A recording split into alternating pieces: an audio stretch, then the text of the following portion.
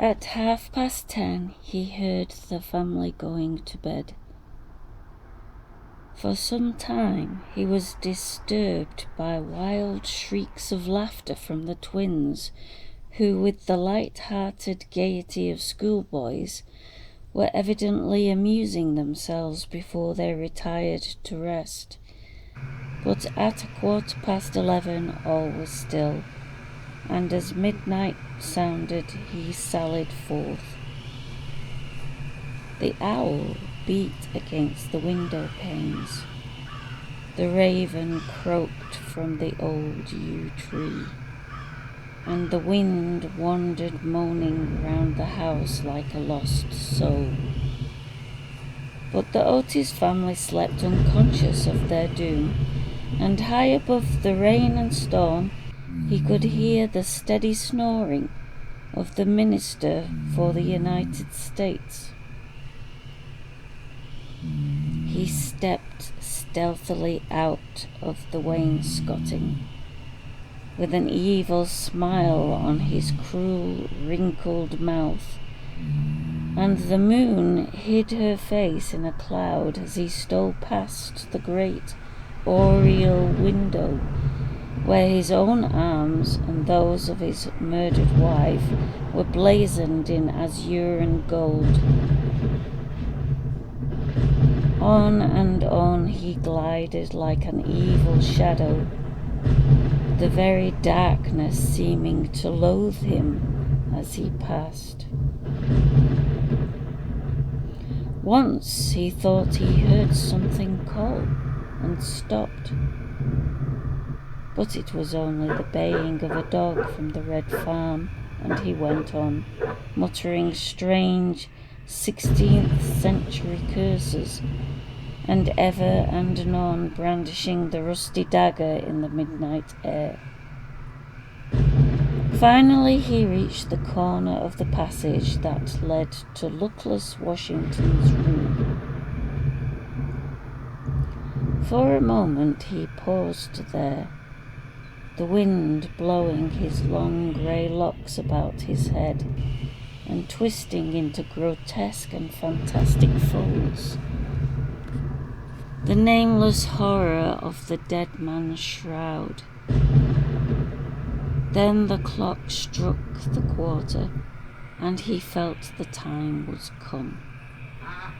He chuckled to himself and turned the corner. But no sooner had he done so than with a piteous wail of terror he fell back and hid his blanched face in his long, bony hands. Right in front of him was standing a horrible spectre, motionless as a craven image and monstrous as a madman's dream. Its head was bald and burnished, its face round and fat and white, and hideous laughter seemed to have writhed its features into an eternal grin. From the eyes streamed rays of scarlet light. The mouth was a wide well of fire, and a hideous garment, like to his own, swathed with its silent snows the Titan form. On its breast was a placard with strange writing in antique characters. Some scroll of shame, it seemed, some record of wild sins, some awful calendar of crime, and with its right hand it bore aloft a falchion of gleaming steel.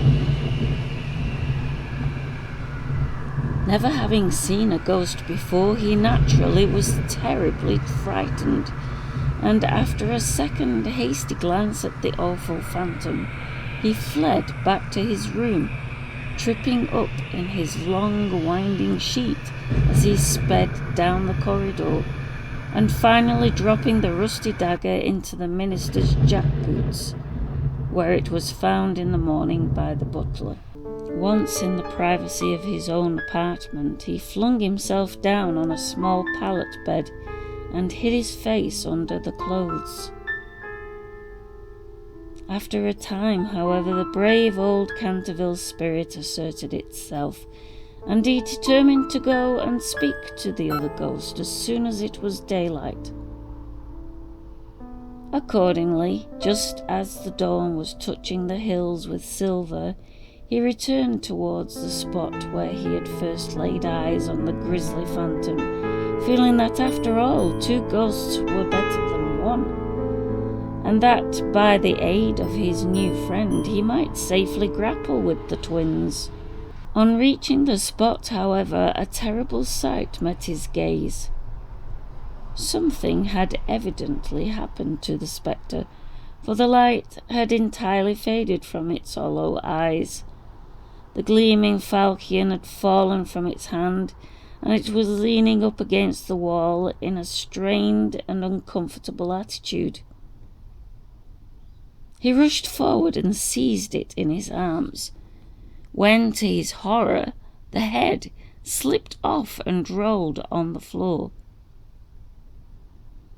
The body assumed a recumbent posture, and he found himself clasping a white, dimity bed curtain. With a sweeping brush, a kitchen cleaver, and a hollow turnip lying at his feet.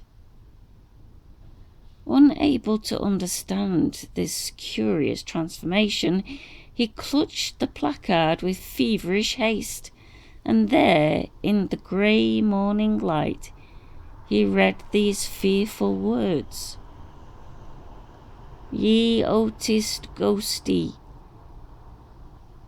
ye only true and originally spook. Beware of ye imitations, and all others are counterfeit." The whole thing flashed across him.